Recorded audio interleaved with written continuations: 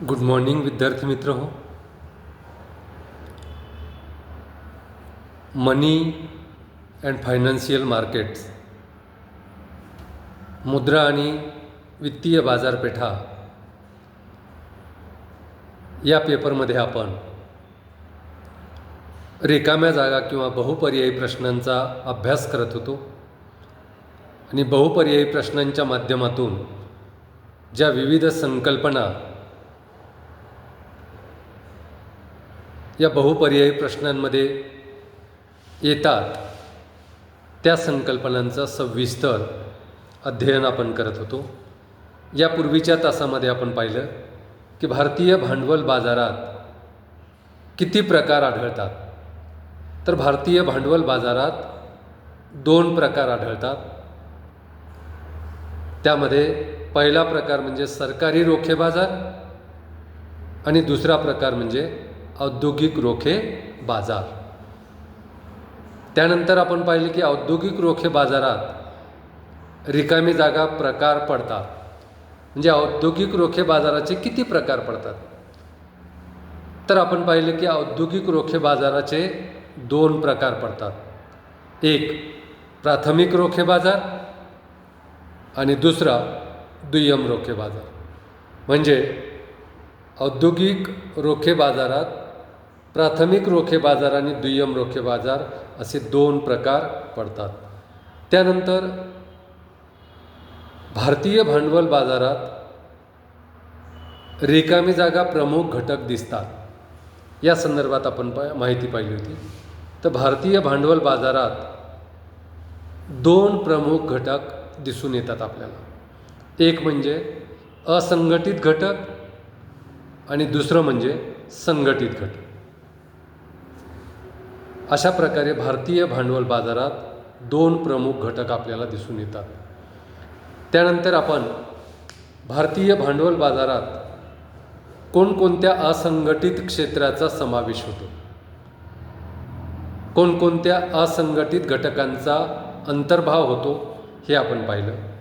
त्यामध्ये सराफी पेढीवाले, त्यानंतर खाजगी संस्था आणि दीर्घकालीन कर्जात गुंतलेल्या व्यक्ती अशा असंघटित घटकांचा भारतीय भांडवल बाजारामध्ये त्या ठिकाणी समावेश होतो, अंतर्भाव होतो. त्यानंतर भारतीय भांडवल बाजारात कोणत्या संघटित घटकांचा अंतर्भाव होतो याविषयी माहिती पाहिली. तर भारतीय भांडवल बाजारात जे संघटित घटक आहे त्यामध्ये प्रामुख्याने पहिला घटक आहे भारतीय रिझर्व्ह बँक. दुसरे आहेत संघटितमध्ये व्यापारी बँका, देशातील व्यापारी बँका. आणि तिसरे आहेत वित्तीय संस्था, ज्या संस्था नोंदणीकृत आहेत आणि ज्या वित्तीय व्यवहार करतात त्या संस्थांचा भारतीय भांडवल बाजारात संघटित घटक म्हणून अंतर्भाव होतो. तर आजच्या तासामध्ये आपण क्वेश्चन नंबर 37 घेऊया. Question number 37. प्रश्न काय आहे पहा. भारतीय भांडवल बाजारात रिकामी जागा हे वैशिष्ट्य आढळते. म्हणजे भारतीय भांडवल बाजारात कोणते वैशिष्ट्य आढळते याबाबत प्रश्न आहे. भारतीय भांडवल बाजारात रिकामी जागा हे वैशिष्ट्य आढळते. पर्याय अ आहे. रोखे बाजाराचा अल्पविकास. तर भारतीय भांडवल बाजारामध्ये रोखे बाजाराचा अल्पविकास झालेला आपल्याला दिसून येतो. मोठ्या प्रमाणावर रोखे बाजाराचा विकास भारतीय भांडवल बाजारात झालेला नाही. त्यानंतर ब घटक आहे बँक व्यवसायाचा मंद विकास. भारतीय भांडवल बाजारासाठी बँक व्यवसायाचा विकास होणं आवश्यक असते, परंतु भारतीय भांडवल बाजारामध्ये बँक व्यवसायाचा मंद विकास होताना आपल्याला दिसून येतो. त्यानंतर क पर्याय आहे असंघटित घटकांचे अस्तित्व. भारतीय भांडवल बाजारामध्ये म्हणजे भारतामध्ये दीर्घकालीन कर्ज देण्याघेण्याचे जे व्यवहार करतात त्यामध्ये असंघटित घटकांचं अस्तित्व मोठ्या प्रमाणावर, हे भारतीय भांडवल बाजारातील त्या ठिकाणी वैशिष्ट्य आपल्याला दिसून येतात. तर चौथा पर्याय ड आहे वरील सर्व. तर भारतीय भांडवल बाजारात रिकामी जागा हे वैशिष्ट्य दिसून येतात. रोखे बाजाराचा अल्प विकास, पर्याय बरोबर आहे. ब पर्याय बँक व्यवसायाचा मंद विकास, ब पर्यायसुद्धा बरोबर आहे. आणि क पर्याय असंघटित घटकांचे अस्तित्व, हा पर्यायसुद्धा योग्य आहे. म्हणून ड पर्याय हा योग्य पर्याय आहे. कारण ब क हे तीनही पर्याय योग्य आहेत. म्हणून वरील सर्व हा चौथा ड पर्याय जो आहे तो योग्य पर्याय आहे. त्यानंतर पुढचा प्रश्न घेऊया आपण. प्रश्न क्रमांक 38. सुरुवातीलाच रिकामी जागा डॅश डॅश डॅश. यावर्षी सेबी भारतीय रोखे व विनिमय मंडळ, सेबी म्हणजे काय? भारतीय रोखे व विनिमय मंडळ ही संस्था स्थापन करण्यात आली. आता सेबी म्हणजे काय इंग्लिशमध्ये? Securities and exchange board of India. Securities and exchange board of India. तर कोणत्या वर्षी सेबीची स्थापना करण्यात आली असा प्रश्न विचारलेला. यावर्षी रिकामी जागा, यावर्षी सेबी म्हणजे securities and exchange board of India म्हणजेच भारतीय रोखे विनिमय मंडळ, भारतीय रोखे व विनिमय मंडळ ही संस्था कोणत्या वर्षी स्थापन करण्यात आली? पर्याय अ आहे 1988 म्हणजे 1988.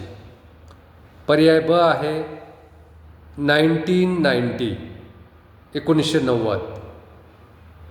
पर्याय क आहे 1991 1991 आणि पर्याय ड आहे 1992.